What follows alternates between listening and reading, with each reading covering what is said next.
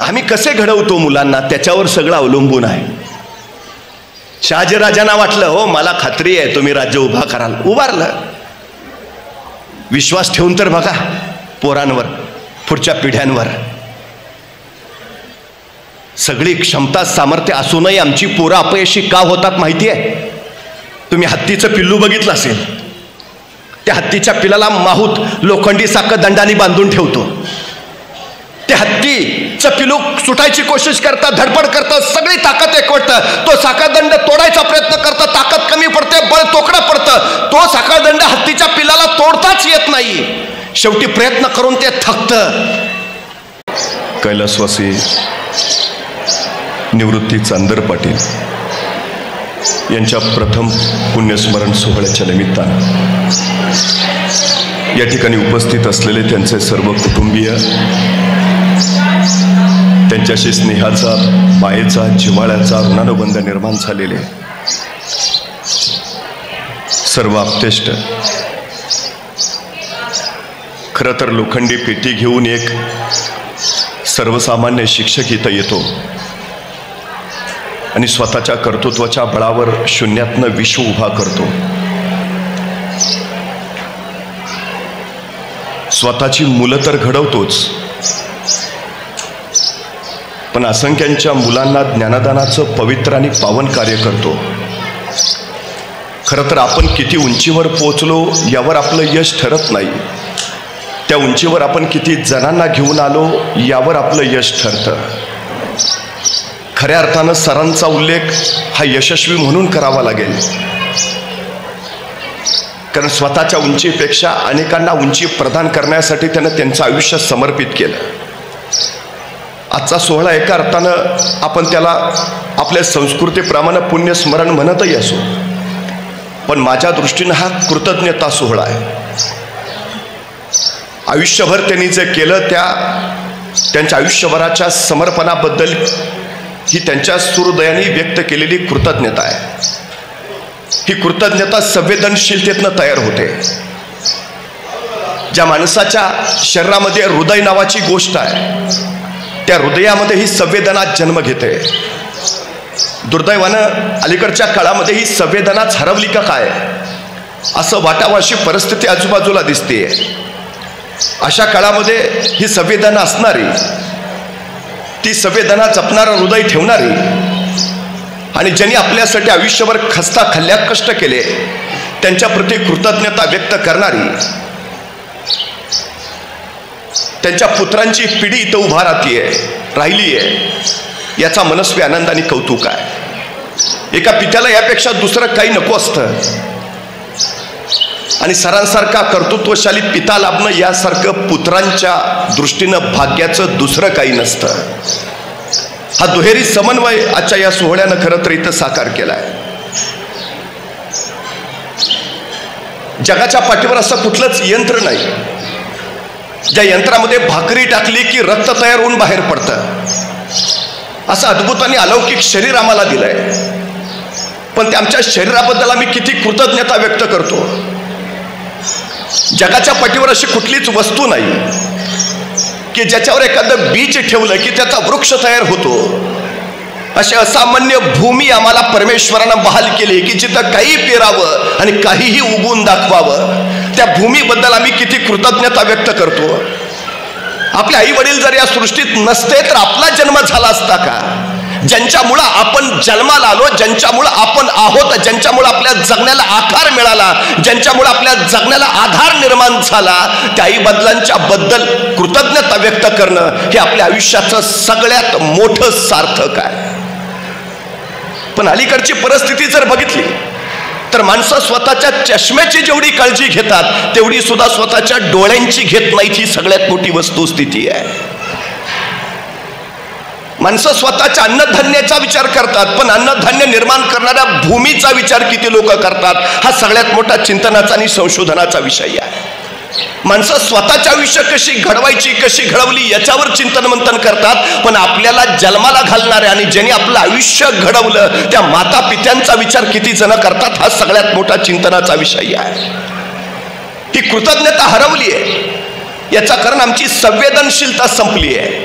रस्त्यावर एखादा अपघात झाला तर अपघातग्रस्ताला पटकन मदत करून त्याला हॉस्पिटलमध्ये पोहोचवणं ही संवेदनशीलता झाली. पण त्या अपघातग्रस्ताला तिथंच रस्त्यावर तडतडपणा बघत मोबाईलमध्ये फोटो काढणं आणि आपल्या मित्रमंडळीकडे पाठवणं ही संवेदनशीलता संपल्याची लक्षणं आहेत. आम्ही कुठल्या जगात वावरतो आहोत?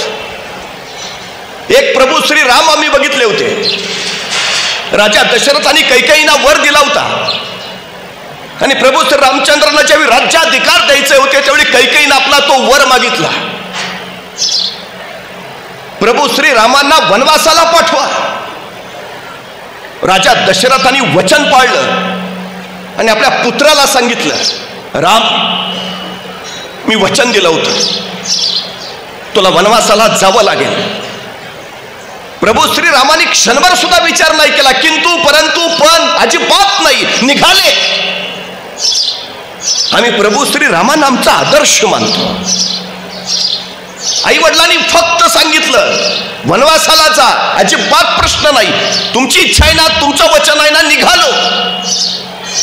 प्रभू श्री राम, माता सीता आणि लक्ष्मण वनवासाला निघाले. भरत त्यावेळी अयोध्येत नव्हते. चित्रकूट पर्वताच्या दिशेनं प्रवास चालू झाला आणि रस्त्यानं चालता चालता अचानक प्रभू श्री राम खाली वाकून रस्त्यावरचे खडे आणि काटे उचलून बाजूला फेकून द्यायला लागले. सीतामाईंना काही कळे ना. आपल्याला जर चालायचं असेल तर खडे टोचू नयेत, काटे लागू नयेत म्हणून मी आपण वाटेच्या पुढचे काटे खडे उचलतो. इथं प्रभू श्रीराम पुढे चालत आलेत आणि वाटेच्या पाठीमागचे काटे आणि खडे उचलून बाजूला फेकतायत. सीतामातेने विचारलं, प्रभू काय करताय? खडे टोचू नयेत, काटे लागू नयेत म्हणून वाटेत पुढे जे खडे काटे ते उचलून फेकावेत. वाट पुढे तुडवून आल्यावर मागचे खडे आणि काटे का उचलताय? पाठीमागून कोण येणार आहे का? आणि प्रभू श्रीराय म्हणाले, होय, आपण अयोध्येतून वनवासाला निघालो त्यावेळी भरत अयोध्येत नव्हता. तो ज्या वेळी अयोध्येत येईल आणि त्याला कळेल की आपले बंधू राम वनवासाला गेलेत, माझा भरत एक क्षणभर सुद्धा अयोध्येत राहणार नाही, तो माझ्या पाठीमागं धावत येईल. या वाटेनं आपण गेलो हे त्याला कळाल्यावर तो याच वाटेनं आपल्या पाठीमागं धावत येईल. सीतामातेने विचारलं, मग तुम्ही भरताला खडे आणि काटे टोचू नयेत म्हणून हे उचलून बाजूला फेकताय का? आपला भरत एवढा दुबळा आहे, त्याला खड्यांचा काट्यांचा त्रास होईल. श्रीराम म्हणाले, भरताला खडे आणि काटे टोचू नयेत म्हणून मी ते उचलून बाजूला फेकत नाही. माझा भरत या वेदना सहन करू शकतो, तो तेवढा सामर्थ्यशाली नक्कीच आहे. सीतामातेने विचारलं, मग खडे आणि काटे उचलून बाजूला का फेकताय? त्यावेळी श्रीराम म्हणाले, भरत ज्यावेळी या वाटेनं येईल, या वाटेतले खडे आणि काटे पाहिल, त्यावेळी त्याच्या लक्षात येईल की याच वाटेने माझे बंधू राम गेलेत. हे खडे आणि काटे माझ्या बंधूंना टोचले असणार, त्यांना वेदना झाल्या असणार. ज्यावेळी माझ्या भरताला कळेल की मला खडे आणि काटे टोचलेत, त्या वेदना मला झाल्यात, याची वेदना माझा भरत सहन करू शकणार नाही, म्हणून खडे आणि काटे मी ही उचलून बाजूला फेकतोय. कुठली वेदना आहे? माझ्या बंधूंना खडे आणि काटे टोचले असतील याचा त्रास भरताला होतोय. तो त्रास होऊ नये म्हणून मी खडे आणि काटे उचलून बाजूला फेकतोय. ही संवेदनशीलता झाली. प्रभू श्रीरामाने ती संवेदनशीलता आम्हाला दिली. बंधुत्वाचं नातं काय, आत्मीयतेचं नातं काय, स्नेहाचं, मायेचं, प्रेमाचं, जिव्हाळ्याचं आपलं नातं काय, हे प्रभू श्री राम सांगतात. जीवापाड प्रेम करणं म्हणजे काय, आपलेपणा जोपासणं म्हणजे काय, हे प्रभू श्रीराम सांगतात. ही संवेदनशीलता आहे. ही संवेदनशीलता कुठे हरवली आहे का आता? आम्हाला प्रश्न पडतो कधीतरी. आपल्या अंध माता पित्यांना काशी यात्रा करायची आहे म्हणून हा श्रावण बाळ आपल्या माता पित्यांना कावडीत बसवतो आणि आपल्या अंध माता पित्यांना काशीकडे घेऊन चालतो. स्वतःचं आयुष्य समर्पित करतो का? माझ्या आई वडिलांची इच्छा आहे बस. एक भक्त पुंडलिक आई वडिलांची सेवा करतो, इतकी सेवा करतोय की साक्षात भगवान श्रीकृष्ण दारात आले. असा कोण आहे ज्याच्या भक्तीनं सगळा त्रिलोक आश्चर्यचकित झालाय? हा पुंडलिक कोण आहे? तपस्वी नाही, ऋषी नाही, ज्ञानवंत नाही, प्रज्ञावंत नाही, संगीतकार नाही. कोण आहे? एक सर्वसामान्य पुत्र. काय केलं त्यानं? फक्त आई वडिलांची सेवा. आणि असा कोण आहे म्हणून साक्षात परमेश्वर त्याला भेटायला आलेत. दारात उभा आहेत. आमचा पुंडलिक आई वडिलांची सेवा करतोय. परमेश्वरने सांगितलं, हे आलोय रे. दुसरा कुणी असा तर पटकन हातातलं काम टाकून देवाच्या चरणी लीन झाला असता. शेवटी आयुष्यात मिळवायचं काय? मोक्ष. अरे तोच तर साक्षात उभा आहे. पण हा पुंडलिक जागचा हल्ला नाही. परमेश्वर वाट पाहत राहिले. पुंडलिक सेवा करतो आहे.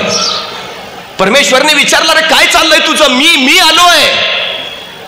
पुंडलिक म्हणला, थांबाओ, सेवा करतोय आई वडिलांची. मध्येच सोडली तर त्यांना त्रास होईल, नाही येता यायचं मला. अरे पण तुझं होईपर्यंत मी काय करू? पुंडलिकाने तिथूनच एक वीट परमेश्वराच्या दिशेने टाकून दिली. माझं आई वडिलांचं सेवेचं कार्य होईपर्यंत या विटेवर उभा राहा. आणि तो भगवान श्रीकृष्ण पुंडलिकाची सेवा होईपर्यंत विटेवर उभा राहिला. 28 युग झाली तो कृष्ण विटेवर उभा राहिला. म्हणून विठोबा म्हणून अजूनही पुंडलिकाची वाट पाहतोय. तुम्ही आयुष्यात बाकी काही नाही केलं तरी चालेल.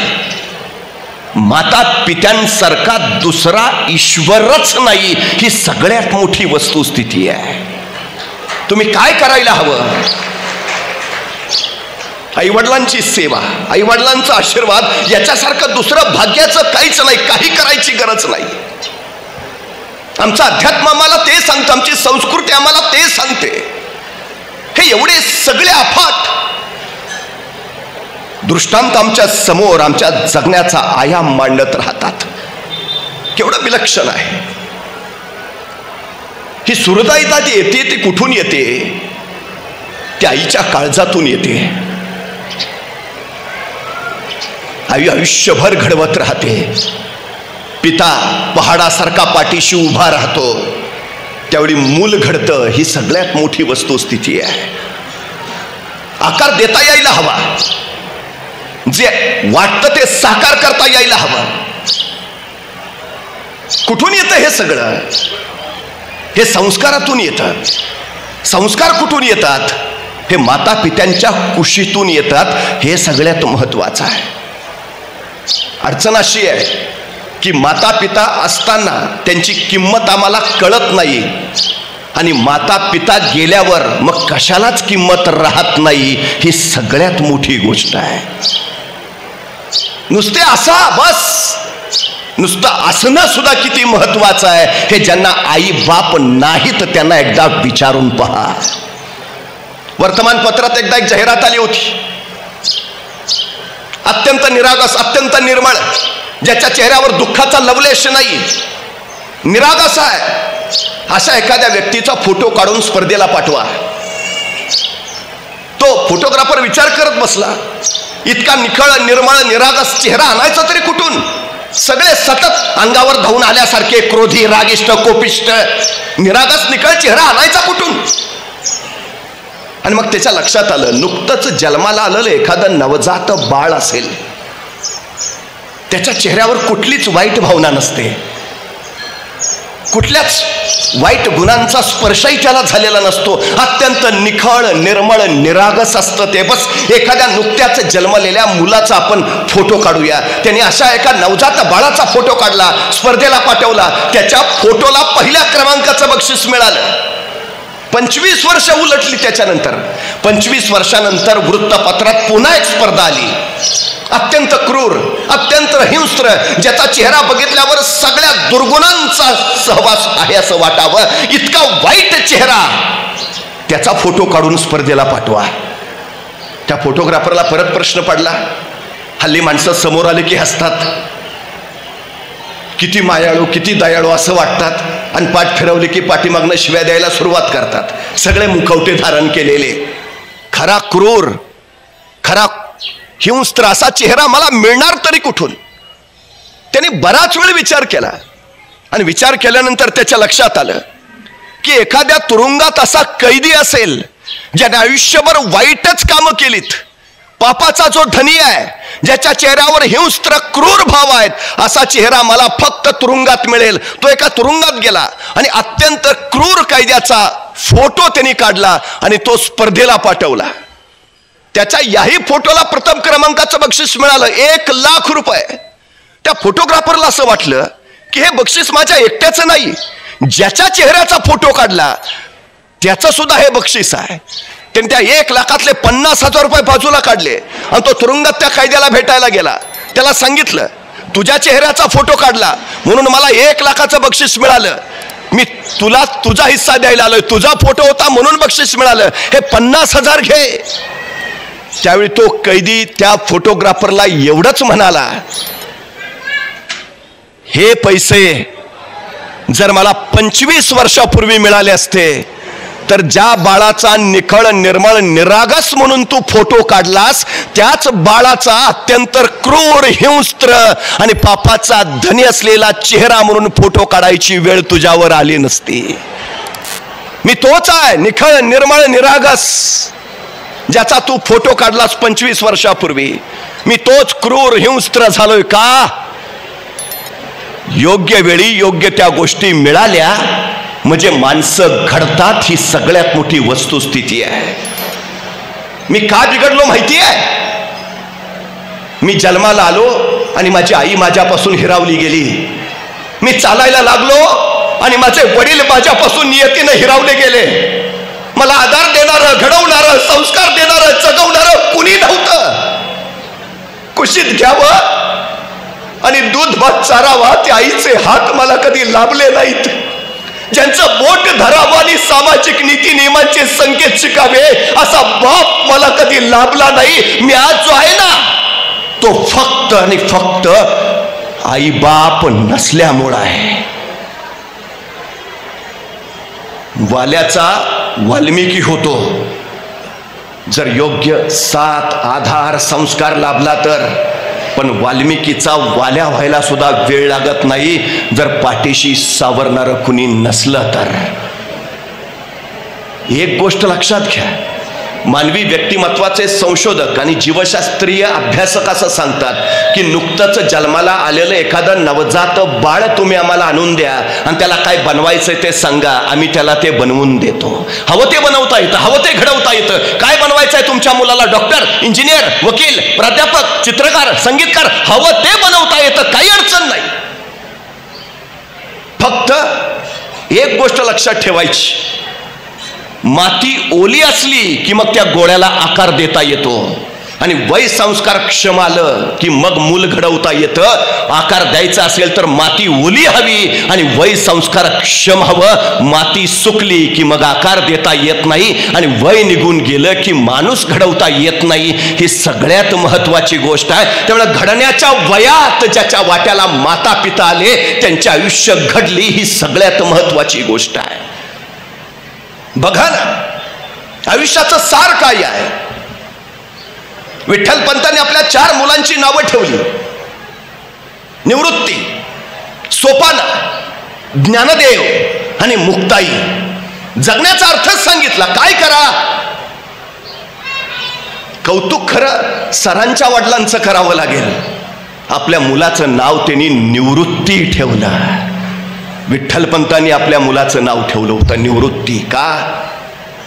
चांगलं जगायला सुरुवात करायची आहे ना, पहिली पायरी आहे. जे वाईट आहे त्यातून निवृत्त व्हा, म्हणजे फक्त चांगलंच कराल. एकदा वाईटातनं निवृत्त झाला, चांगलं करायला लागला, मग तुम्हाला कळेल सरळ मार्ग कुठला, जो चांगला आहे, उत्तम आहे, उदात्त आहे, भव्य आहे, दिव्य आहे, पवित्र आहे, मंगल आहे, त्याच मार्गाने तुम्ही जाल. दुसरी पायरी आहे सरळ मार्ग, म्हणजे सोपान मार्ग. एकदा वाईटातनं निवृत्त झाला म्हणजे मग माणूस सरळ मार्गे चालला आणि जो सरळ मार्गे चालतो त्याला सोपाना म्हटलं जातं. जगण्याची दुसरी पायरी आहे सोपान देव व्हा. आणि एकदा सरळ मार्गाने चालायला लागला की मग तुम्हाला ज्ञान प्राप्त होतं. मग ज्ञान प्राप्त झालं की मग कळतं चांगलं वाईट बरं भुलं काय करायचंय काय नाही हे सगळं. मग तिसरी पायरी ज्ञानवंत व्हा, म्हणून तिसऱ्या मुलाचं नाव ठेवलं ज्ञानेश्वर. आणि एकदा तुम्ही वाईटातनं निवृत्त झाला, सरळ मार्गे चालायला लागला, ज्ञानवंत झाला की मग तुम्हाला मुक्ती मिळतेच, म्हणून चौथ्या मुलीचं नाव ठेवलं मुक्ताई. हे 4 टप्पे आहेत जगण्याचे. वाईटातनं निवृत्त व्हा, सोपान मार्गे चाला, ज्ञानवंत व्हा, मुक्ती मिळेल. सगळ्यात महत्वाचं आई वडील काय करतात मुलांसाठी. संन्याशाची पोरं म्हणून या 4ही पोरांना समाज छळत होता, त्रास देत होता, कुठं जातील तिथं शेण चिखल मारत होता. आपल्यामुळं पोरांचं जगणं वाईट व्हायला नको. काय करावं, विठ्ठल पंत आणि रुक्मिणी मातेनं पोरांच्या वाट्याला जगणं यावं, त्यांना शिव्याशाप नको, आमच्यामुळं नको, म्हणून स्वतः दोघा माता पित्यांनी स्वतःला इंद्रायणीच्या डोहात समर्पित करून टाकलं, संपून टाकलं आयुष्य. का? आमच्या मुलांना कुणी बोललं नाही पाहिजे. जगाच्या पाठीवर सगळ्यात जास्त त्याग जर करणारी व्यक्ती कोण असेल तर ती असते आई आणि बाप. ह्यांची तुलना कुणाशीच होऊ शकत नाही त्यागाच्या बाबतीत. हे फक्त देत राहतात फक्त घेणं माहितीच नाही यांना, अजिबात नाही. आईनं कधी हिशोब मांडलाय? तुला 9 महिने पोटात सांभाळला, तुला 9 महिने दूध पाजलं, तुला चालायला शिकवलं, बोलायला शिकवलं, तुला नाही, कधीच हिशोब मांडत नाही. मुलानं वडिलांकडे फक्त मागावं, बाबा हे हवं, परिस्थिती असेल नसेल, पोटाला चिमटा काढेल, पण बाप पोराला हवं ते आणून देईल. देणारा माता आणि पिता हा देणारा वर्ग आहे. घेत नाही काही, अजिबात नाही, अपेक्षाही नाही. भगवान श्रीकृष्ण आम्हाला निष्काम कर्मयोग सांगतात. निष्काम कर्मयोग, अपेक्षा नसणारं कर्म करा, फलाची अपेक्षाच करू नका. या जगात फक्त 2च व्यक्ती फलाची अपेक्षा न करता कर्म करतात. एका व्यक्तीचं नाव आहे आई आणि दुसऱ्या व्यक्तीचं नाव आहे वडील, ज्यांच्या कार्यात कधीच फळाची अपेक्षाच नसते, विषयच नाही, अजिबात नाही. देणं फक्त यांच्याकडनं शिकावं, त्याग यांच्याकडनं शिकावा, समर्पण यांच्याकडनं शिकावं. हे सगळ्यात महत्वाचं. आम्ही काय शिकतो? अडचण काय आमची झाली? ज्या काळात माझ्या महाराष्ट्रातली पोरं शिकली नव्हती त्या काळात माझ्या महाराष्ट्रात एकही वृद्धाश्रम नव्हता. पण माझ्या महाराष्ट्रातली पोरं शिकली आणि तालुक्याला वृद्धाश्रमांची निर्मिती झाली. जा एखाद्या वृद्धाश्रमात काही वृद्ध जोडपी खितपत पडलेली दिसतील, सहज एखाद्या वृद्धाला प्रश्न विचारा, तुमची मुलं काय करतात? त्या वृद्धाश्रमातला तो म्हातारा सांगेल, माझा पोरगा डॉक्टर आहे, माझा पोरगा इंजिनियर आहे, माझा पोरगा वकील आहे, माझा पोरगा प्राध्यापक आहे. पण त्या वृद्धाश्रमातला एकही म्हातारा तुम्हाला असं नाही म्हणणार की माझा पोरगा अडाणी शेतकरी आहे. कारण शेतकऱ्याचे आई बाप कधीच वृद्धाश्रमात जात नाही. ही सगळ्यात मोठी वस्तुस्थिती आहे, सगळ्यात मोठी. कुठलं शिक्षण देतो आम्ही? जी मुलं आई बापाला सांभाळू शकत नाही ते समाज काय सांभाळणार, ते राष्ट्र काय सांभाळणार? बर जे फक्त देतच आलेत काय बाकी? आपण जन्माला आलो, डोळे उघडले त्यावेळी आपल्या सोबत आपले आई वडील होते. त्या आई वडिलांची इच्छा फक्त एवढीच असते की आम्ही डोळे मिटताना आमच्यापाशी फक्त तुम्ही असा, बस, बाकी काही नको आहे. तेवढंही नशिबात येत नाही हो अनेकांच्या, तेवढंही नशिबात येत नाही. आमची अडचण अलीकडची ती आहे. एका वृद्धाश्रमात एक आई होती, कळून चुकलं तिला. आता फार काळ आपण जगत नाही, आपला अंतकाळ जवळ आलाय. त्या दिवशी तिनं आपल्या मुलाला बोलावणं धाडलं, एकदा येऊन जा, तुला शेवटचं बघावंसं वाटतंय, आता जगेन असं वाटत नाही. मुलगा आईला भेटायला गेला, आईला विचारला, आई असं का बोलतेस? नाही रे बाळा, आता जायची वेळ झाली. मुलानं विचारलं, आई एखादी शेवटची इच्छा असेल तर सांग. वृद्धाश्रमात असणारी ती आई म्हणाली, बाळा शेवटची इच्छा एकच आहे, सांग. नाही, ह्या वृद्धाश्रमांच्या खिडक्यांना तेवढ्या जाळ्या लावून घे. त्या मुलाला काय कळेल? अगं आई, अंतकाळाला म्हणते, जायची वेळाला म्हणते, आता सांगते खिडक्यांना जाळ्या लाव का? मच्छर खूप चावतात रे, रात्रभर झोप लागत नाही, डोळ्याला डोळा लागत नाही म्हणून सांगितलं. अगं मग आधी नाही का सांगायचं? आता जायची वेळ आल्यावर सांगते जाळ्या लावून घे, आधी का नाही सांगितलं? आई म्हटली, बाळा माझ्यासाठी नाही रे सांगत, तुझा पोरगा ज्यावेळी तुला इथं पाठवेल त्यावेळी हे चावलेले मच्छर तुला सहन होणार नाहीत म्हणून म्हटलं जाळ्या लावून घे. आई स्वतःची काळजी करतच नाही, माझ्या पोराला त्रास होणार नाही याची काळजी तिच्या डोक्यात पहिल्यांदा असते. आणि एक गोष्ट कायम लक्षात ठेवा, मुलं पुस्तकाच्या पानावरनं कधीच शिकत नाहीत, मुलं आपल्या अनुकरणातनं शिकतात. ही सगळ्यात मोठी गोष्ट आहे. त्या आईला कळालं, बाळा तू मला पाठवलंयस, 101% सांगते तुझा पोरगा तुला पाठवणारच. काय पेरतो आम्ही तेच उगवतं, दुसरं उगवतच नाही. तुम्ही पेरूचं बी पेरलंय ना, पेरूच उगेल. पेरूचं बी पेरल्यावर चिंच लागणार नाही, हे पहिलं लक्षात ठेवायला हवं. नैसर्गिक सूत्र त्या आई ते सांगते. त्याला कसली मुलं घडवतो आम्ही, कसं घडतं हे सगळं? मुलं घडायची असतील तर माता पिता महत्वाचे आहेत खूप. मी कायम सांगत राहतो, आमची पोरं हल्ली वडिलांपुढे उभा राहतात, काय केलं माझ्यासाठी?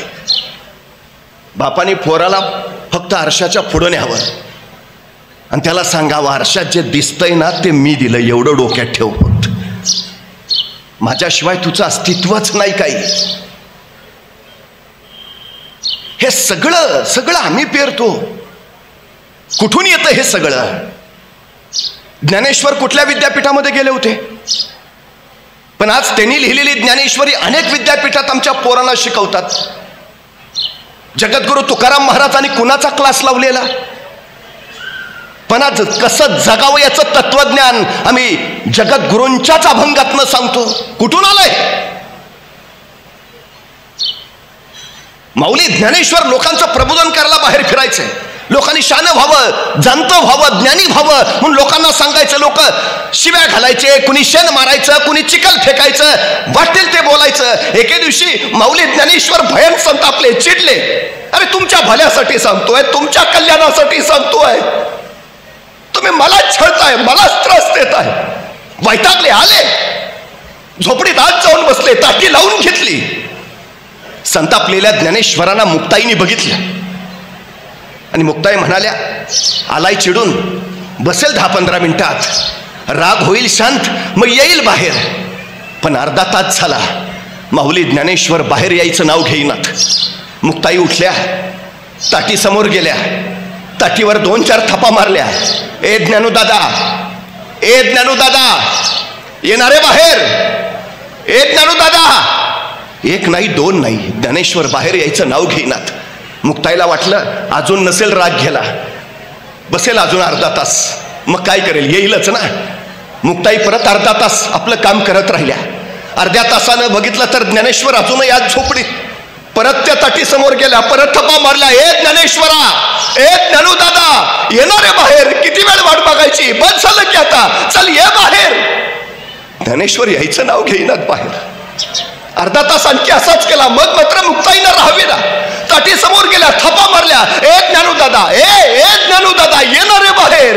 मुक्ताईच्या डोळ्यातनं खळ खळ खळ अश्रू ओघळायला लागले, रडत साथ घालत राहिल्या. ए ज्ञानूदादा, येणारे. पण ज्ञानेश्वरांना पाजर फुटे ना. मग मात्र मुक्ताई 2 पावलं मागं झाल्या, अश्रू पुसले आणि ताटीच्या समोरून ज्ञानेश्वरांना सुनावू लागल्या. विश्वे रागे झाला वनी, संती सुके व्हावे पाणी, तुम्ही तरुण विश्वतारा, ताटी उघडा ज्ञानेश्वरा. 10 वर्षाच्या मुक्ताई सांगताय ज्ञानेश्वराला, विश्वाचा राग मनात घेऊन उन्हासारखं काय झालात? विश्वे रागे झाला वनी, संती सुके व्हावे. पाऊस संतांनी कसं अगदी पाण्यासारखं निखळ निर्मळ असावं. तुम्ही तरुण विश्वतारा, आधी स्वतःचा राग आवरा, स्वतःला सावरा आणि मग दुनिया सावरायला बाहेर पडा. बाद झालं, ताटी उघडा ज्ञानेश्वरा. साक्षात ज्ञानाच्या ईश्वराला मार्गदर्शन करणाऱ्या मुक्ताई. आधी स्वतःला सावरा, मग दुनिया सावरायला बाहेर पडा. ज्ञानेश्वरा बाद झालं, ताटी उघडा आता. या 10 वर्षाच्या मुक्ताईमध्ये जीवनाचं हे तत्वज्ञान आलं तरी कुठून, कसं आलं? हे पिढ्यानपिढ्यांचं ज्ञानसंचित त्यांच्यात उतरलं. त्याला कुठल्या विद्यापीठात जायची गरज नाही, शाळेत जायची गरज नाही. हा पिढ्यानपिढ्यांचा संस्कार आमच्या धमन्यातील रक्तांमध्ये तसाच उतरत राहतो. छत्रपती शिवाजी महाराज कुणाच्याही पोटी जन्माला येत नाहीत, त्याला शहाजीराजे व्हावं लागतं. माऊली ज्ञानेश्वर कुणाच्याही अंगणात खेळत नाहीत, त्याला विठ्ठलपंत बनावं लागतं. जगद्गुरु तुकोबा कुठेही जन्माला येत नाहीत, त्याला बोल्लोबा असावं लागतं. आपला बाप कोण असेल हे आपल्या हातात नसतं, पण आपण कुणाचं बाप व्हावं हे आपल्याच हातात असतं. ही सगळ्यात मोठी वस्तुस्थिती आहे. समाज घडवणं, मुलं घडवणं हे आपल्या हातात आहे. आम्ही तो विचार केला पाहिजे. आमच्या जगण्याला जर आकार देता आला तर उद्याच्या पिढ्यांना आकार आपोआप देता येतो. ही सगळ्यात मोठी गोष्ट आहे.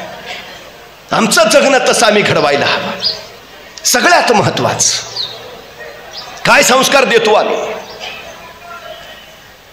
50 वर्षाचं आयुष्य आहे छत्रपती शिवाजी महाराजांचं, पण या 50 वर्षाच्या आयुष्यात एकही घटना अशी नाही, एकही प्रसंग असा नाही की ज्याचं महाराजांनी नियोजन केलं नाही. अहो ते जाऊ द्या, आईच्या गर्भात असतानाच ज्यांच्या आयुष्याचं नियोजन ठरलंय असा जर कुणी महापुरुष या सृष्टीत जन्माला आला असेल तर छत्रपती शिवाजी महाराजांशिवाय दुसरं नाव नाही. ही सगळ्यात मोठी गोष्ट आहे. म्हणजे जन्माला यायच्या आधीच ठरलंय काय जन्माला यायचंय, जन्माला यायच्या आधीच ठरलंय जन्माला येऊन काय करायचंय, सगळं ठरवलंय माता पित्याने. का जन्माला यायचं आहे. शिवनेरीवर शिवाई देवीला साकडं घालताना मासाहेब काय सांगतात, आई पुत्र दे, रयतेच्या डोईवर सुखाचं छत्र ठेवणारा. आई पुत्र दे, अन्याय अत्याचाराचा नायनाट करणारा. आई पुत्र दे, जनसामान्यांचे प्रश्न सोडवणारा. अहो आपल्या मुलाचं नाव तरी काय ठेवावं मासाहेबांनी, शिवाजी. का संस्कार कसा असतो बघा. जगद्गुरु तुकोबराय ज्यावेळी पहिल्यांदा शिवबाराजांना भेटले, एखादा मोठा माणूस कसा मुलाला विचारतो बाळ नाव काय, तुकोबांनी विचारलं नाव काय, आणि शिवबाराजे म्हटले शिवाजी, शिवाजीराजे. आणि तक्षणी जगद्गुरु तुकोबा म्हणाले शिव तुझे नाम ठेविले पवित्र, छत्रपती सूत्र विश्वाचे की. तुकोबा सांगताय धन्य आहे तुझी आई जिनं तुझं नाव शिव ठेवलं. का, शिव हे विश्वाच्या पावित्र्याचं सूत्र आहे, ते छत्रपती सूत्र आहे. छत्रपती होणार. शिवाजी महाराजांनी आयुष्यात काय केलं हो, फक्त नावासारखं जगले. मासाहेबांना पुत्र हवा होता त्या शंभू महादेवासारखा जो स्वतः स्मशानात राहील पण रयतेच्या डोईवर सुखाचं छत्र ठेवेल. मासाहेबांना पुत्र हवा होता त्या शंकरासारखा जो अन्यायाच्या विरुद्ध तिसरा नेत्र उघडून धावत जाईल. मासाहेबांना पुत्र हवा होता त्या शंभू महादेवासारखा जो स्वतःच्या जटेत गंगा पेलेल आणि जनसामान्यांची तृष्णा भागवेल. म्हणून मासाहेबांनी आपल्या पुत्राचं नाव ठेवलं शिव. शिव हो, नाव ठेवणं हा संस्कार आहे हो. आमच्या मुलांनी काय व्हावं हे सांगणारा, हे सगळ्यात महत्वाचं आहे. आम्ही आमच्या मुलांची नावं काय ठेवतो. मला एका प्रश्नाचं उत्तर द्या. गेल्या 10 वर्षामध्ये किती जणांनी आपल्या पोरांची नावं शिवाजी, संभाजी, ज्ञानेश्वर, तुकोबा अशी ठेवली तेवढं मला सांगा. ठेवला असेल एखाद्यानं तर हिथंच अंदरपाटलांना सत्कार घ्यायला सांगतो. पण मला खात्री आहे नाही. आम्हाला वाटत नाही आमच्या पोटी शिवराय यावेत, आम्हाला वाटत नाही आमच्या पोटी माऊली ज्ञानेश्वर यावेत, आम्हाला वाटत नाही आमच्या पोटी तुकोबराय यावेत. हा संस्कार आहे उद्याची पिढी घडवायचा. काय घडवतो आहोत आपण हे आमच्या कृतीतनं लक्षात येतं. हा सगळ्यात मोठा आचाराच्या विचाराचा मोठा भाग आहे. साधी गोष्ट आहे हो. आम्ही आमच्या मुलांना सांगितलंय कधी, पूर्वी आम्ही जेवायला बसलो की आमचे आजोबा सांगायचे जेवण्यापूर्वी ताटातला एक घास ताटाच्या बाहेर काढून ठेवा, नैवेद्य दाखवा. आमच्या पंचपक्वानाच्या ताटात किडा मुंग्या येऊ नयेत म्हणून एक घास बाहेर ठेवायचा ही नाही पद्धत. का तर या सृष्टीनं हे धान्य आम्हाला दिलं, या भूमीनं आम्हाला हे धान्य दिलं, आम्ही तिला तिच्यासारखं काही देऊ शकत नाही, पण कृतज्ञता म्हणून आमच्या ताटातला एक घास त्या भूमीला आम्ही जरूर देऊ शकतो. त्या भूमीबद्दल कृतज्ञता व्यक्त करणं म्हणून एक घास बाहेर काढून ठेवा. त्या भूमीचा आहे तो, ही कृतज्ञता आहे. सायंकाळ झाली की आम्हाला सांगितलं जायचं तुळशी पुढं दिवा लावा. का? अंधार पडलाय दिसावं म्हणून नव्हे.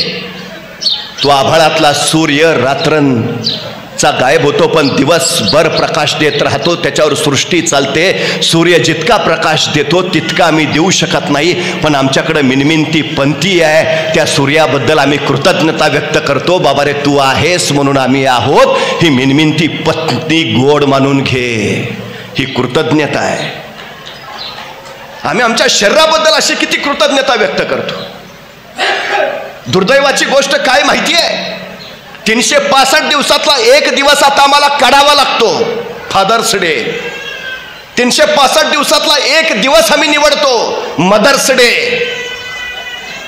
म्हणजे 365 दिवसात तुम्हाला एक दिवस काढावा लागतो आणि सांगावं लागतं आई आमचं तुझ्यावर प्रेम आहे. आणि उरलेले 364 दिवस काय करता मग? एक दिवस काढून सांगायची वेळ यावी. का हो? आम्ही कुठं निघालो?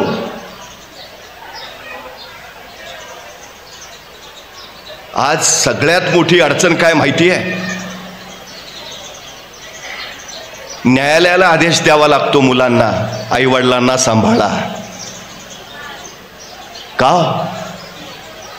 न्यायालयानं सांगावं. सरकार GR काढतंय,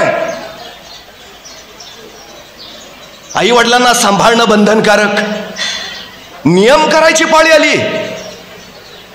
का हो? मुलं पाळणा घरात आणि आई बाप वृद्धाश्रमात, ही अलीकडची समाज व्यवस्था झाली आहे. काय झालं? पूर्वी आजी आजोबा नावाचं विद्यापीठ घरात असायचं. आजी आजोबा पोरांवर संस्कार करायचे. आजी पोराला मांडीवर घ्यायची आणि रामकृष्णांच्या गोष्टी सांगायची. आजोबा पोराला घ्यायचे आणि गावभर फिरवतून आणायचे. सामाजिक नीती नियमांचे त्याला संकेत द्यायचे. आता आजी आजोबा नावाचं विद्यापीठ गायब झालंय. अडचण झाली, अडगळ झाली. महाभारतात कुरुक्षेत्राचं युद्ध व्हायला ज्यावेळी आरंभ होणार होता त्यावेळी भगवान श्रीकृष्णाकडे दुर्योधन आले. श्रीकृष्ण त्यावेळी झोपलेले, निद्राधीन. दुर्योधन आले आणि श्रीकृष्णाच्या पायाजवळ जाऊन उभा राहिले. म्हणजे झोप उडाली की डोळे उघडले की पहिल्यांदा मी दिसावा. अर्जुन पण आले. आता दुर्योधन पायाजवळ म्हणून अर्जुन भगवान श्रीकृष्णाच्या डोक्यापाशी येऊन थांबले. भगवान श्रीकृष्णांची झोप झाली, त्यांनी डोळे उघडले, समोर पाहिलं दुर्योधन. भगवान श्रीकृष्णाने विचारलं का, काय काम काढलं? आणि दुर्योधन म्हणाले कुरुक्षेत्रावर युद्धाला सुरुवात होतीये, भगवान मी तुमची मदत मागायला आलोय. श्रीकृष्ण म्हणाले अरे मी तर प्रतिज्ञा केली आहे, न धरी शस्त्र करी मी आता हातात शस्त्र धरणार नाही. आणि दुसरी गोष्ट, माझं आत्ता या क्षणी वय आहे 92 वर्ष. कुरुक्षेत्राच्या युद्धाच्या वेळी भगवान श्रीकृष्णांचं वय होत 92 वर्ष. आता माझ्यासारख्या वृद्धाचा तुला उपयोग तरी काय? पण माझ्याकडं माझं सैन्य आहे. आता तू ठरव, मी हवा की सैन्य? दुर्योधनाने विचार केला. आता भगवान श्रीकृष्ण थकलेले 92 वर्षाचे, त्यातून प्रतिज्ञा न धरी शस्त्र करी मी. दुर्योधन ठीक आहे, तुम्ही नाही आला तरी चालेल, मला फक्त तुमचं सैन्य द्या. श्रीकृष्णाचं सगळं सैन्य घेऊन दुर्योधन गेला. दुर्योधन गेल्यानंतर बिछाण्यावरनं खाली उतरायला म्हणून श्रीकृष्णाने वळून बघितलं तर डोक्यापाशी अर्जुन उभे. श्रीकृष्णाने विचारलं अर्जुना तू का आलास? अर्जुन म्हणाले मी पण तुमचं सहकार्यच मागायला आलो. कुरुक्षेत्रावर युद्धाला सुरुवात होणार आहे. अरे मग मगाशी नाही का सांगायचं, एवढं सगळं माझं सगळं सैन्य मी दुर्योधनाला देऊन टाकलं. थोडं आधी बोलला असतं तर निम्म तुझ्यासाठी ठेवलं असतं ना. ठेवलं असतं, मी असा 92 वर्षाचा त्यातून प्रतिज्ञा केलेला, न धरी शस्त्र करी मी, माझा काय उपयोग आहे? अर्जुन म्हणाला, नाही, मला तुमचं सैन्य नकोच आहे, मला फक्त तुम्ही हवे आहात, तुम्ही फक्त या. भगवान श्रीकृष्ण म्हणाले, अरे पण मी प्रतिज्ञा केली, न धरी शस्त्र करी मी शस्त्र हातात धरणार, तुम्ही धरू पण नका शस्त्र, तुम्ही फक्त मला मार्गदर्शन करा, बस, बाकी माझं काही काम नाही. श्रीकृष्णाने ती इच्छा मान्य केली. भगवान श्रीकृष्ण अर्जुनाचे सारथी झाले. कुरुक्षेत्रावर भगवान श्रीकृष्णाने अर्जुनाला मार्गदर्शन केलं. मला एका प्रश्नाचं उत्तर द्या, सहस्त्रावधीचं सैन्य घेऊन जाणारा दुर्योधन कुरुक्षेत्रावर यशस्वी झाला का 92 वर्षाचे भगवान श्रीकृष्ण घेऊन गेलेले अर्जुन यशस्वी झाला? अर्जुन, मी वारंवार सांगतो, ज्या घरात वृद्ध माणूस आहे त्या घराचा कुणी कधीच पराभव करू शकत नाही, अजिबात नाही. आयुष्याच्या समृद्ध अनुभवांच्या शिदोरीचा वापर पुढच्या पिढ्यांसाठी होत असतो, त्यांचं मार्गदर्शन पुढच्या पिढ्यांना होत असतं, संस्कार प्रवाहित होत असतात. ते घर चळत नाही, वळत नाही, वाकड्या नजरेनं पळत नाही, ते सरळच चालतं. प्रत्येक घरात वृद्ध असायलाच हवेत. ते भगवान श्रीकृष्णाचं समृद्ध रूप आहे. आमच्या मुलांना संस्कार तिथून मिळतात. आता अडचण आहे हो, आई वडील दोघंही कामात आहेत, त्या मुलाकडे बघायला वेळ कुणाला आहे? संस्कार करायचा तर विषयच नाही. अशा वेळी हे आजी आजोबा नावाचं विद्यापीठ घरात असायला हवं. बाप माणूस घरात असायलाच हवा. तेव्हा घर उभा राहतं, बहरतं, फुलतं आणि मोठा होतं. ही सगळ्यात मोठी वस्तुस्थिती आहे, सगळ्यात मोठी. कृतज्ञता ती व्यक्त करायची आम्हाला आमच्या माता पित्यांबद्दल. सारं दिलंय तुम्ही आम्हाला, सर्वस्व दिलंय. काय दिलंय हा प्रश्न येत नाही. ही सुहृदयता, ही कृतज्ञता सुद्धा आई वडीलच आपल्याला संस्कारातून देतात. मुलं घडवायचे ध्येय वडील देतात. आई माया देते, स्नेह देते, जिव्हाळा देते. वडील जरा कठोर असतात, शिस्त तेच लावतात. तुम्ही कधीही बघितलं असेल, ज्यांच्या माथ्यावरचं वडिलांचं छत्र निघून गेलंय,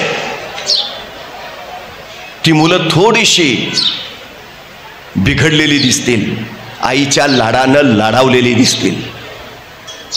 आई प्रेम देते, माया देते, स्नेह देते, जिव्हाळा देते, पण वडील शिस्त देतात, आयुष्याला आकार देतात. ही सगळ्यात महत्वाची गोष्ट आहे.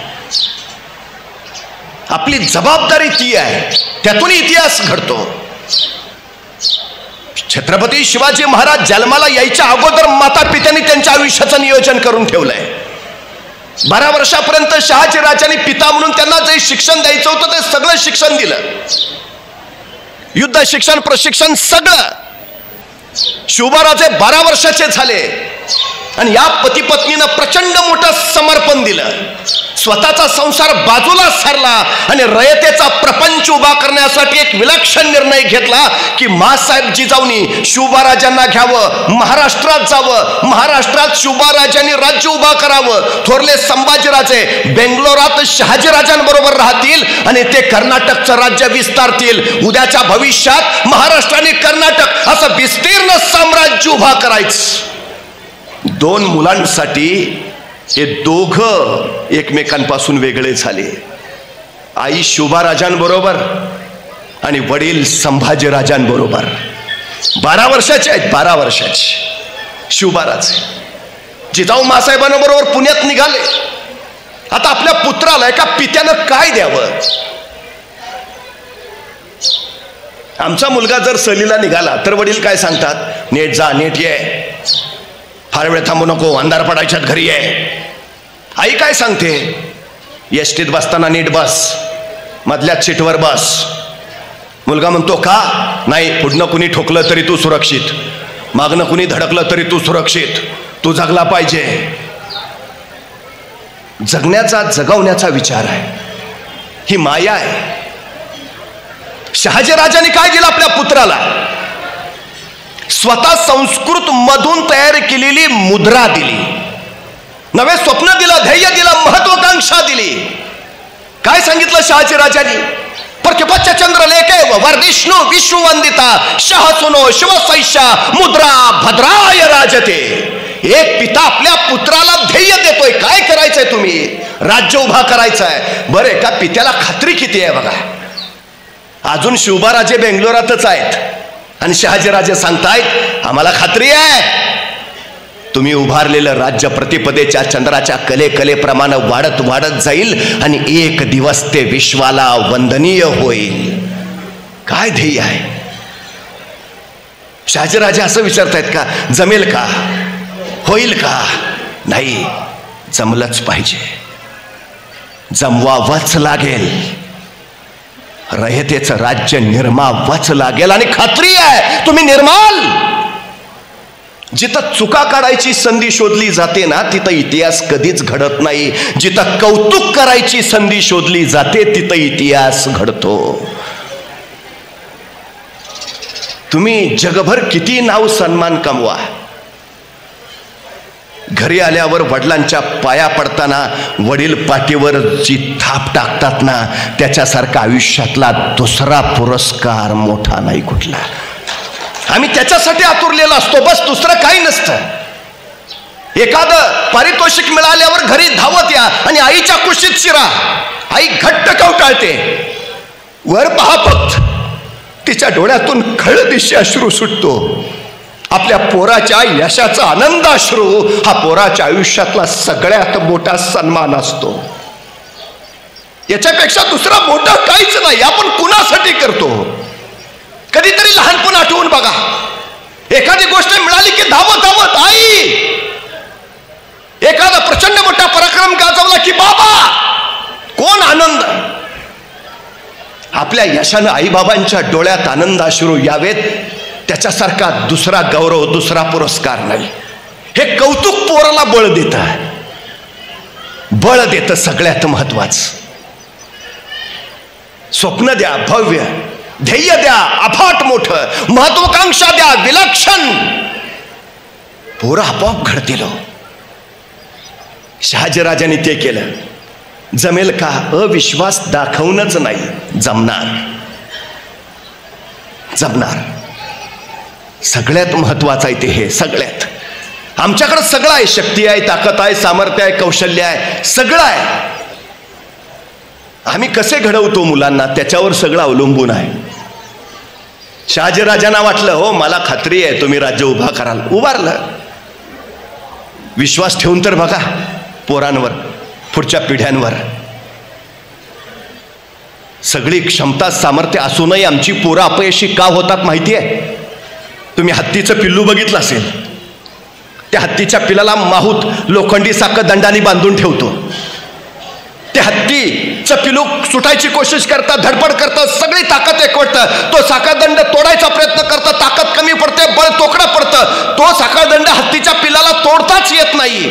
शेवटी प्रयत्न करून ते थकतं आणि म्हणतं नाही जमणार आपल्याला.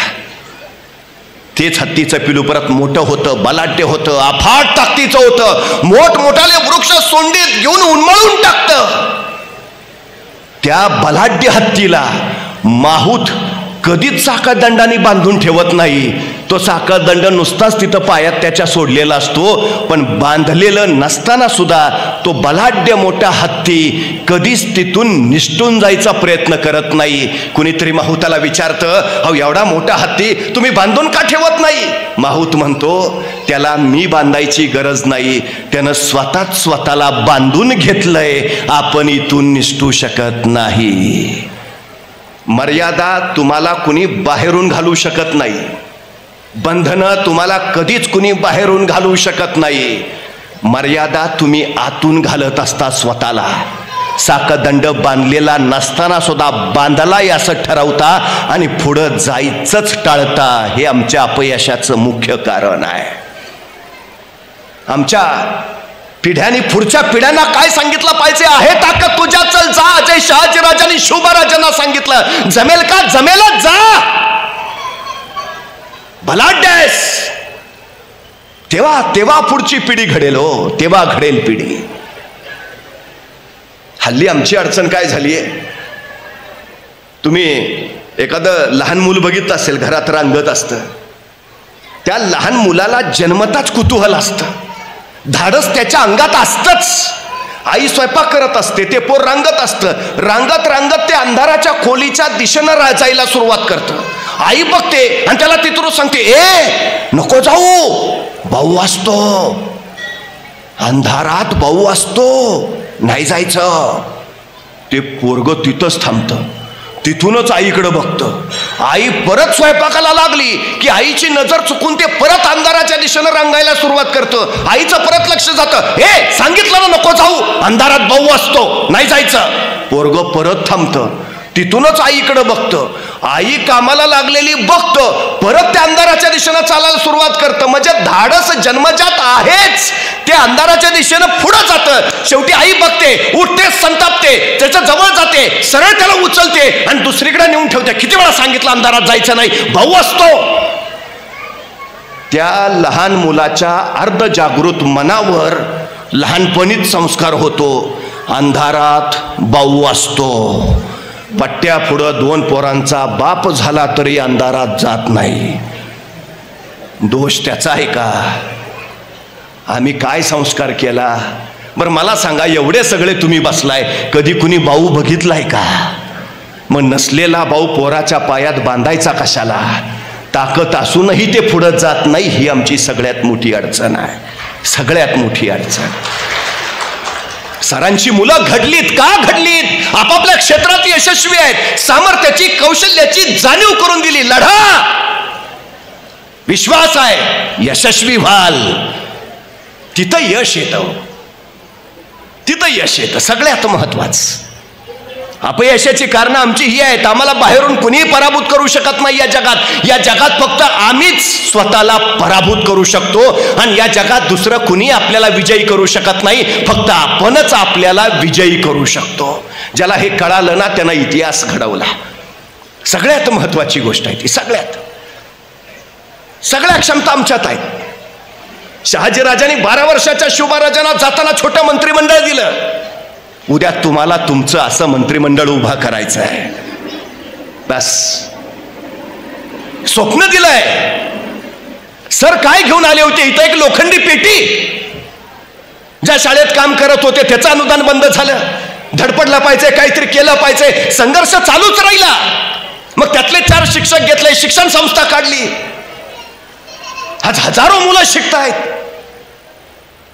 हजारो मुलं घडतायत. हे घडवण्याचं सूत्र आहे ना, ते फार महत्वाचं आहे, सगळ्यात महत्वाचं. आमच्या मुलांना ते सांगा, सगळ्यात गरजेची गोष्ट. आणि शिक्षकाचं एक सगळ्यात मोठं वैशिष्ट्य सांगू, शिक्षक प्रश्न विचारतात. आमची मुलं मागं काय याचं कारण, आमची मुलं प्रश्नच विचारत नाहीत, प्रश्नच पडत नाहीत आम्हाला. जिज्ञासा नावाचा शब्दच आमच्या शब्दकोशात राहिला नाही. पूर्वी आजोबा नातवाला घेऊन गावात गेले की आजोबा नुसता प्रश्न विचारून तोंडावून सोडायचा. आता तर प्रकारच अस्तित्वात नाही. पूर्वी एखादा मुलगा घरात जन्माला आला की कुणीतरी म्हणायचं सोन्याचा चमचा तोंडात घेऊन जन्माला आलाय. आता सोन्याचा चमचा तोंडात घेऊन जन्माला आलाय असं नाहीत म्हणत, आता हातात मोबाईल घेऊन जन्माला आलाय असं म्हणतात. पूर्वी पोरगं त्रास द्यायला लागलं की आई त्याला दुधाची बाटली द्यायची, आता अर्धा तास तरी त्रास देणार नाही. आता पोरगं रडायला लागलं की आई पहिला त्याला मोबाईल देते, आता दिवसभर त्रास नाही. काय कसं घडवतोय आम्ही? तुम्हाला माहिती आहे पोरांच्या क्षमता संपून निघाल्यात. पूर्वी शाळेमध्ये 2 तास पीटीचे असायचेच, दुपारनंतर पोरं मैदानावर दिसायचीच. आता मैदानात शोधावं लागतं, ही आमची अडचण आहे, पोरांचा विषयच नाही. परवा एकाला सहज विचारलं, काय रे 100 मीटर पळशील का? तो 5 मिनिटं माझ्याकडेच बघत बसला. अरे म्हटलं 100 मीटर पळशील का? तो म्हटला 100 मीटर म्हणजे किती? माझ्या लक्षात आलं काय झालं इथे. मी त्याला म्हटलं काय खेळबिळ खेळतोस का? म्हटलं सगळे खेळ खेळतो, क्रिकेट खेळतो, फुटबॉल खेळतो, व्हॉलीबॉल खेळतो, बॅडमिंटन खेळतो. म्हटलं एवढे सगळे खेळ खेळतो, दिवसभर मैदानावर असतो काय? म्हटलं मैदानावर नाही, मोबाईलवर खेळतो. म्हटलं बरोबर आहे, मग तुला 100 मीटर कळणारच नाही. मग त्याला सांगितलं इथून तिथपर्यंतचे अंतर आहे, त्याला 100 मीटर म्हणायचं, पळशील का? म्हणला करतो प्रयत्न.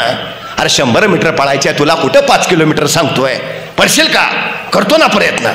बरं म्हटलं मला सांग, हे 100 मीटर अंतर पार करायला तुला किती वेळ लागेल? तो 5 मिनिटं अंतरच बघत बसला. अरे 100 मीटर पळायला किती वेळ लागेल? म्हटला 5 मिनिटं तर लागतील. 5 मिनिटं? अरे 100 मीटर पळायचे आहे. हो तेच ना, 5 मिनिटं तर लागतील. अरे हुसेन बोल्टचं ऑलिम्पिकचं रेकॉर्ड 9.58 सेकंदाचा आहे. तो 10 सेकंदात 100 मीटर पळतो. तू 15 सेकंद म्हण, 20 सेकंद म्हण, 25 सेकंद म्हण, का 5 मिनिटं? माझं मला माहिती आहे ना. अरे किती वेळ लागेल? 100 सांगितलं ना 5 मिनिटं. तेवढ्या त्याचा मित्र धावत आला. ए पळ, कुत्रा पिसाळलाय. इतक्या भयान वेगात पळत सुटला. 7 सेकंदात 100 मीटर. त्याला म्हणलं तू तर लगा ऑलिम्पिकचं रेकॉर्ड मोडलंस, त्याला 10 सेकंद लागतात, तू 7 सेकंदात 100 मीटर पळलास. म्हटला मग कुत्रं मागं लागलं होतं. म्हणजे 7 सेकंदात 100 मीटर पळायची क्षमता आपल्यात आहे. बाहेर कधी आली? संकट आलं तेव्हा. मग संकट चांगली आहेत का वाईट आहेत? चांगली आहेत. संकटांचं स्वागत करायला हवं. संकट आपल्याला अडवायला येत नाहीत, संकट आपली उंची वाढवायला येतात. अडचणी आपल्याला थांबवायला येत नाहीत, अडचणी आपल्यातल्या क्षमता बाहेर काढतात. अडथळे आपल्याला रोखायला येत नाहीत, अडथळे आपल्यातली कौशल्य बाहेर काढायला येतात. अडचणी, संकट, अडथळे यायलाच हव्यात, त्याशिवाय आमचं व्यक्तित्वच घडत नाही. ही सगळ्यात महत्वाची गोष्ट आहे. सावलीत ठेवूच नका पोरांना. बाप म्हणून त्यांना त्यांचा संघर्ष करू द्या.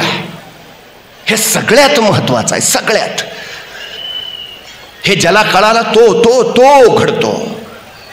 तुम्ही जर सगळं सांगत बसलात तर तो डोकंच नाही चालवत. पूर्वी एखाद्या मुलाला मी विचारायचो 12 पंच किती, तो लगेच सांगायचा विचार करून. आता एखाद्याला विचारा 12 पंच किती, तो पहिला मोबाईल काढतो, कॅल्क्युलेटर कुठं आहे. आम्ही आमच्या पिढ्यांची बुद्धी क्षमता संपवत निघालोय संपवत. काय करणार आहे उद्याची पिढी? मी फिजिक्सचा प्राध्यापक आहे, भौतिकशास्त्र शिकवतो. काय शिकवतो? Newton's law, Einstein's formula, Edison's rule. मला प्रश्न पडतो, हेच का शिकवायचं सारखं? Newton's law, Einstein's formula, Edison's rule. असं का नाही पाटील्स फॉर्म्युला, चांद्र पाटील्स रूल, देशमुख's लॉ? का? आमच्यात जिज्ञासाच नाही, आम्हाला प्रश्नच पडत नाहीत. आमची सगळ्यात मोठी अडचण आहे. मला वाटतं बरं झालं ते सफरचंदाच्या झाडाखाली न्यूटनच बसला होता. ते सफरचंद खाली पडलं आणि त्याला प्रश्न तरी पडला, ते खालीच का पडलं? मग गुरुत्वाकर्षणाचा शोध लागला. आपल्यातला कोणी बसला असता तर तो बसला असता आणि पडलं असतं सफरचंद खाली, काय प्रश्न पडला असता त्याला? बरं झालं मी असतानाच पडला. दुसरा प्रश्न, बरं झालं आणखी कोणी नाही, अकेले अकेले खाएंगे. आणि तिसरा प्रश्न जर त्यांनी वडिलांना विचारलंच, बाबा सफरचंद खाली का पडलं? बाबा म्हणणार, खाना मुकाट्यानं का डोक्याला ताप देतो? हाय ते व्याप कमी आहेत का? संपला आमचा न्यूटन सफरचंदाच्या झाडाखालीच. जिज्ञासा वाढवली पाहिजे, प्रश्न पडले पाहिजेत, उत्तरं शोधता आली पाहिजेत, उत्तरं देता आली पाहिजेत, तेव्हा जगणं घडतं. सरांनी आयुष्यभर शिक्षकी पेशामध्ये ते केलं. त्यांची स्वतःची नव्हे तर विद्यार्थ्यांची जिज्ञासा जागवली. प्रश्न विचारते राहिले, उत्तरं शोधत राहिली आणि त्यातून मग असंख्यांच्या व्यक्तित्वाला आकार आला. बाप म्हणून आमचं सगळ्यात पहिलं जर कर्तव्य असेल तर पोरांची जिज्ञासा शाबूत ठेवा. इंग्रजांना 150 वर्ष इथं राज्य करायचं होतं, त्यांना मालक म्हणून राहायचं होतं, आम्हाला गुलाम बनवायचं होतं. म्हणून मॅकॅलनं जी शिक्षण पद्धती बनवली तीच मुळात भारतीयांना गुलाम बनवणारी आमची पोरं तीच शिक्षण पद्धती आहे. त्यामुळे आमची पोरं गुलामच, ती मालक व्हायचा विचारच करत नाहीत. ही आमची अडचण आहे. एखाद्या मुलाला विचारा सध्या काय चाललंय, तो काय नाही, सध्या धंद्यात पडलोय. बोलताना सुद्धा पडलोय. तो धंद्यात असा पडतो की पुन्हा उठून उभाच राहत नाही. काय सकारात्मकता काय आहे? शहाजीराजे शिवबाराजांना काय सकारात्मकता देत आहेत? हो, तुमचं राज्य उभा राहणारच आहे. पण त्याच वेळी शहाजीराजांनी शिवबाराजांना आणखी एक गोष्ट दिली. भगवा ध्वज दिला शिवबाराजांच्या हाती आणि सांगितलं, उद्याच्या तुमच्या उभा राहणाऱ्या स्वराज्याचा हा भगवा दौलत ध्वज बनवू द्या. पित्यानं काय करायचं असतं, जबाबदारीचं भान द्यायचं असतं पुढच्या पिढ्यांना. शहाजीराजांनी ते दिलं, पण ध्यानी ठेवा शिवबाराचे, हा भगवा पेलणं कुणालाही शक्य होत नाही. मनगटात रग आणि छातीत धग असावी लागते त्यासाठी. कारण हा भगवा साधा नाही, हा भगवा भगवान श्रीकृष्णांचा, हा भगवा प्रभू श्री रामचंद्रांचा, हा भगवा रामकृष्ण हरी म्हणत वारीला जाणाऱ्या वारकऱ्यांचा, हा भगवा हर हर महादेव म्हणत रणांगणावर उसळणाऱ्या धारकऱ्यांचा, हा भगवा त्यागाचा, शौर्याचा, पराक्रमाचा, अस्मितेचा आणि विश्वासाचा राजे, हा भगवा डौलानं फडकत राहू द्या. एक पिता काय देतोय संस्कार. अहो, पंढरपूरच्या वारीला काही लोक निघाली होती. एका आजीबाईनं बघितलं आणि त्या आजीबाईनं त्या वारीतल्या एका माणसाला थांबवलं. स्वतःच्या पिशवीतली 100ची नवी कोरी नोट काढली आणि त्या माणसाच्या हातावर ठेवली. बाबा, जातोयस पंढरपूरला तर इटोबाच्या पायावर एवढी माझी नोट ठेव. ज्याच्याकडे नोट दिली तो वारीतल्या लोकात मिसळला आणि निघाला. दुसरी एक बाई धावत धावत आली. त्या आजीबाईनं म्हणाली, अगं कोणाला दिलंस पैसे?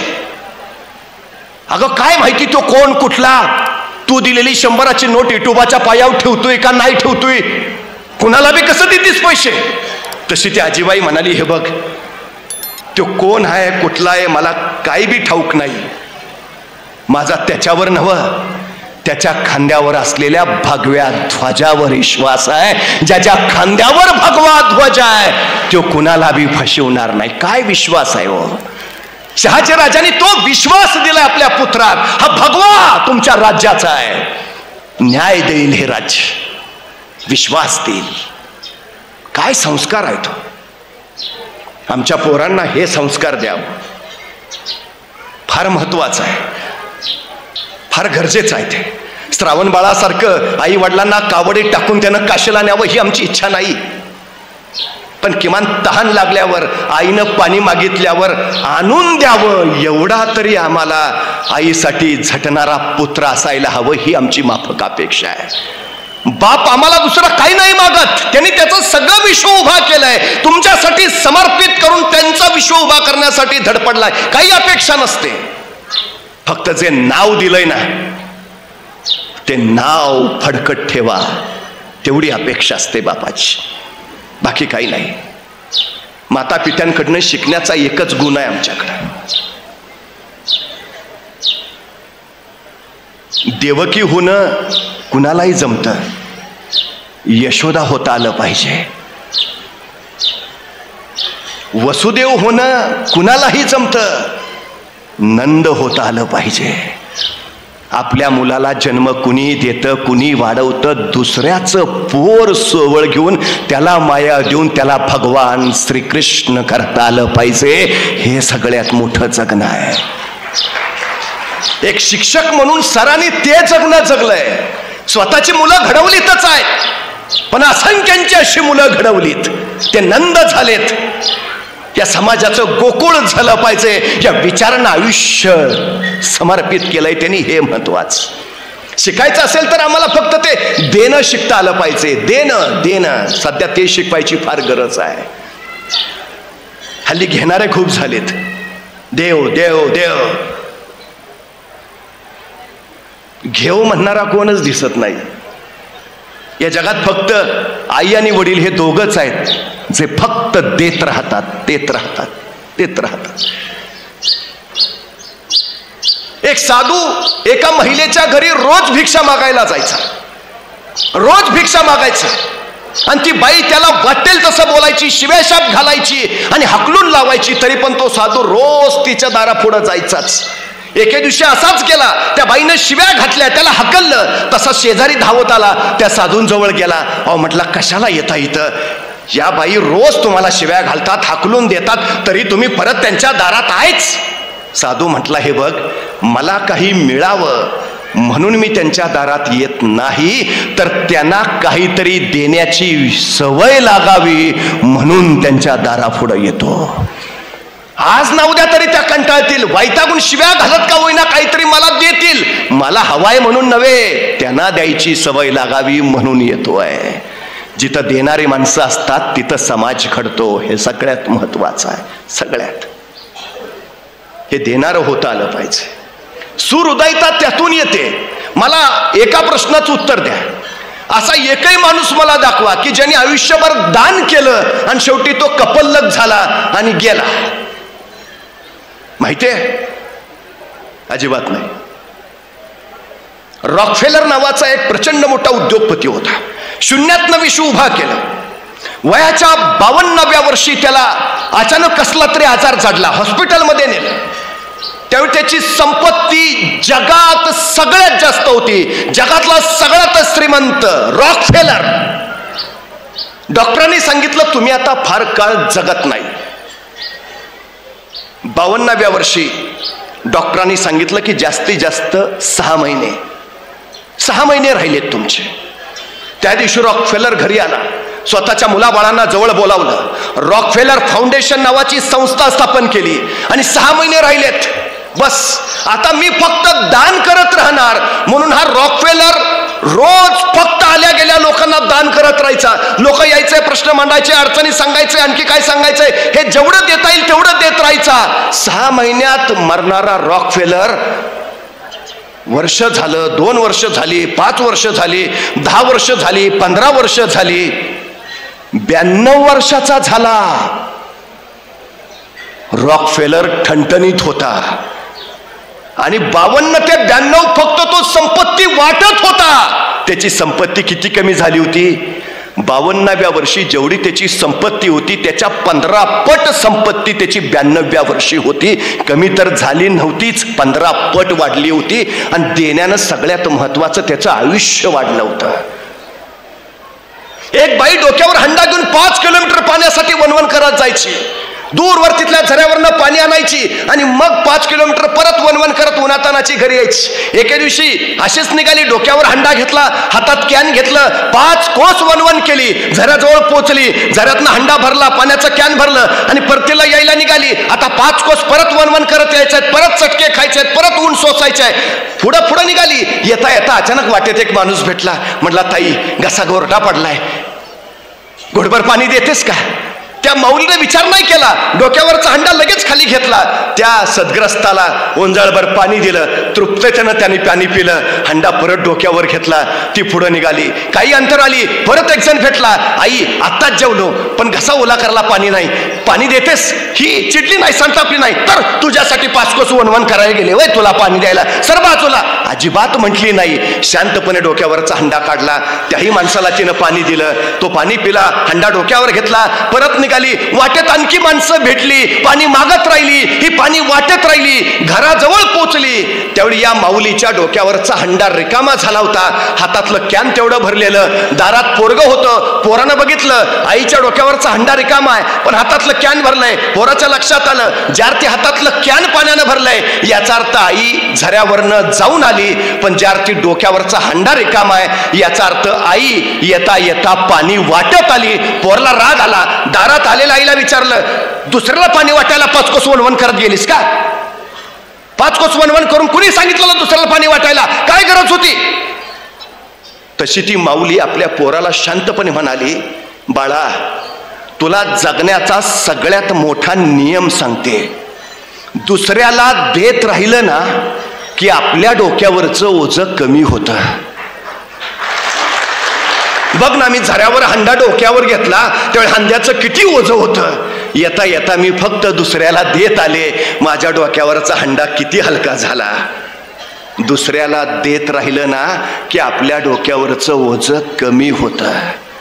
माणसं कीर्ती घेणाऱ्यांची सांगत नाहीत, माणसं कीर्ती देणाऱ्यांची गातात. हे आयुष्याचं सगळ्यात मोठं सत्य आहे.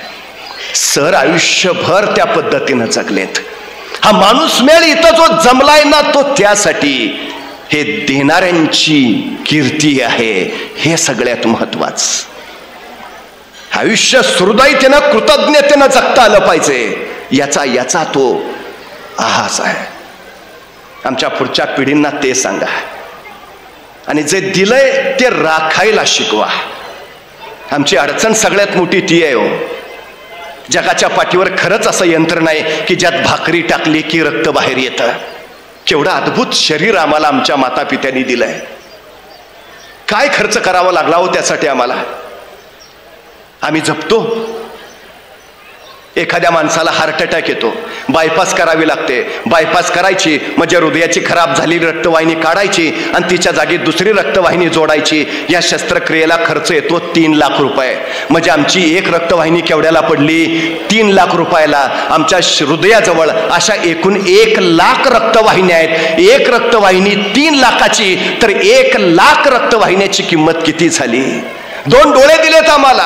एखादा डोळा बाद होतो, आता नवा डोळा बसवता येतो. एका नव्या डोळ्याची किंमत आहे 15 लाख रुपये. म्हणजे 2 डोळ्याची किंमत झाली 30 लाख रुपये. 2 किडन्या दिल्यात आम्हाला. माणसं नको ते अपेयपान करतात, किडन्या बाद होतात, डायलिसिसवर जातात. डॉक्टर सांगतात किडन्या बदलाव्या लागतील, किडन्या बदलता येतात. एका किडनीची किंमत आहे 40 लाख. म्हणजे 2 किडन्याची किंमत झाली 80 लाख. म्हणजे त्या विधात्यानं जन्माला घालताना आम्हाला 1 लाखाचे रक्तवाहिनी, अशा 1 लाख रक्तवाहिन्या, डोळे 30 लाखाचे, किडन्या 80 लाखाच्या, असं अब्जावधी रुपयांच्या पुढे जाणारं शरीर दिलं. आम्ही या शरीर नावाच्या संपत्तीला जपायचं सोडून कुठल्या संपत्तीच्या मागं लागतो? हा सगळ्यात महत्वाचा प्रश्न आम्ही विचारला पाहिजे. जे आमच्या माता पित्याने आम्हाला शरीर दिलंय ते शरीर आम्ही जपायला पाहिजे. बापाच्या खांद्यावर पोरांची प्रेत यायला लागली हो. 20व्या-30व्या वर्षी हार्ट अटॅक येऊन पोरं जायला लागली.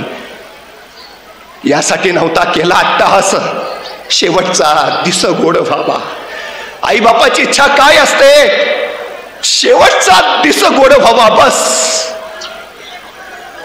पुढच्या पिढीनं जगावं, घडावं, मोठं व्हावं, हे आमच्या उद्याच्या पिढ्यांना ते सांगा.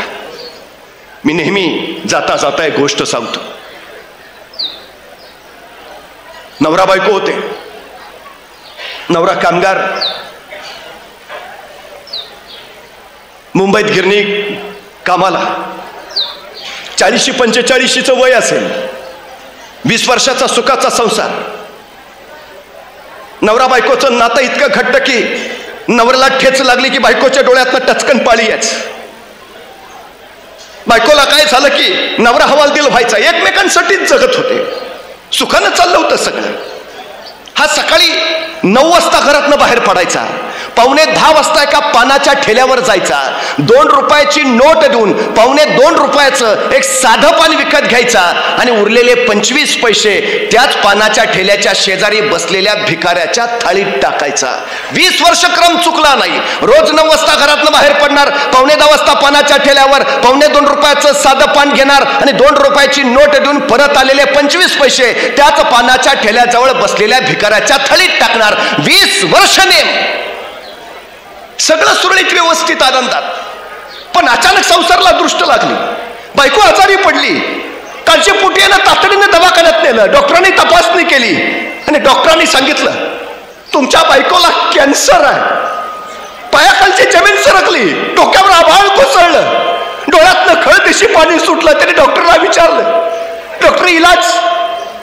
डॉक्टर म्हणाले उपचार करावे लागतील, ऑपरेशन करता येईल, पण ऑपरेशनसाठी 1 लाख रुपये तातडीनं भरावे लागतील.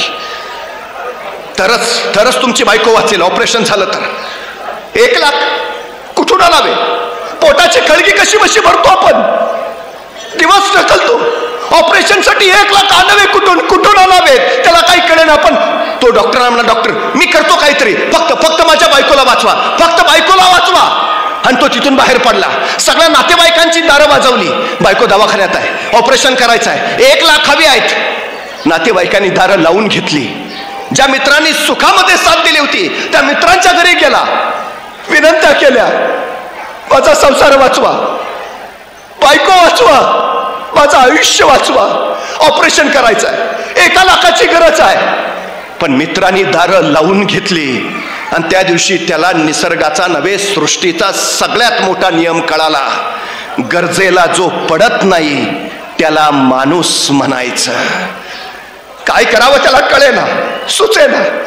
आयुष्यभर जी माझ्यासोबत सावलीसारखी राहिली, आयुष्यभर जी माझ्यासाठी खस्ताखात राहिली, आयुष्यभर जिनं माझा संसार पेलून तोलून धरला, आयुष्यभर जी फक्त माझ्यासाठी करत राहिली, आज तिच्यासाठी काय करायची वेळ आली आहे. तिचं जगणं वाचवायचं आहे, पण मी नवरा असून काही करू शकत नाही. कुठून आणावे पैसे, कसं वाचवू बायकोला? त्याच विचारतंत्रेत निघाला. कुठेतरी वाचलेलं असायचं, रस्त्यावरच्या दगडाखाली पैसे असतात. एखादा रस्त्यात दगड दिसायचा, वाटायचा पैसे, झपडल्यासारखा जायचा, दगड बाजूला करायचा, दगडाखाली फक्त माती असायची. काळजात तशीच माती व्हायची, विवश व्हायचं. चालत चालत निघायचं. अचानक वाटायचं समोरचा ग्रस्त जणू आपल्याला पैसे द्यायला येतोय. तो लगबगीने त्याच्या जवळ जायचा, तो सरदिशी बगल देऊन निघून जायचा. काळजात वनवा पेटायचा. कोणीच नाही का, कोणीच नाही का मदत करणार? काय करावं? जो नवरा स्वतःच्या बायकोला वाचवू शकत नाही, त्याला जगायचा काय अधिकार? विचार केला. सरळ चौपाटीवरून आज समुद्रात घुसला. गुडघावर पाणी लागलं, कमरेपर्यंत पाणी लागलं, गळ्यापर्यंत पाणी लागलं, डोकं बुडवलं, मरून जावं. पण अचानक धाड दिशी वर आला. ती डोळ्यासमोर बायकोचा चेहरा तरळला. म्हणून मी जर असा आत्मघात केला तर बायकोनं कुणाकडे बघायचं? या शेवटच्या क्षणी तरी तिची सोबत आपण दिली पाहिजे. माझी ही अवस्था जर तिला कळाली तर याही परिस्थितीत बायको म्हणेल, नसतील पैसे तर नसू द्या, नाही झालं माझं ऑपरेशन तर न होऊ द्या, मी नसले म्हणून काही बिघडणार नाही, पण तुम्ही स्वतःच्या जीवाला नका त्रास करून घेऊ, तुम्ही नीट राहा. मरणाच्या काठावर सुद्धा आपली पत्नी फक्त आपलीच काळजी करेल या विचारानं त्याला भरून आलं.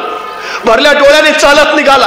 पाय जड झालेले, डोळे भरलेले, पण एकदा शेवटचं बघावं तरी बायकोला, सांगावं नाही वाचवू शकलो तुला मी. हॉस्पिटलकडे निघाला. चालता चालता अचानक पाठीमागून आवाज आला, ओ साहेब. तो त्याच्याच तंद्रीत होता. परत आवाज आला, ओ साहेब. मग मात्र यानं वळून बघितलं.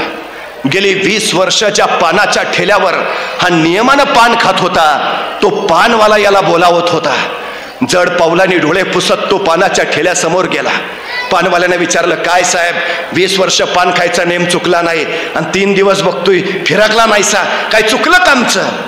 तसा तो डोळे पुसत म्हणाला, नाही रे, बायको दवाखान्यात आहे, ऑपरेशन करायचं आहे, 1 लाखाची गरज आहे, सगळ्यांची दारं पुचली, पण कुणी मदतीला तयार नाही, कसं वाचवावं तिला या विवंचनेत आहे. तो पानाचा ठेलेवाला गहिवरला.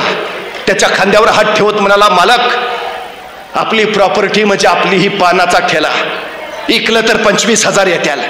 तुम्ही म्हणत असला तर आता यो पानाचा ठेला इकतो. गदगदून आलं त्याला.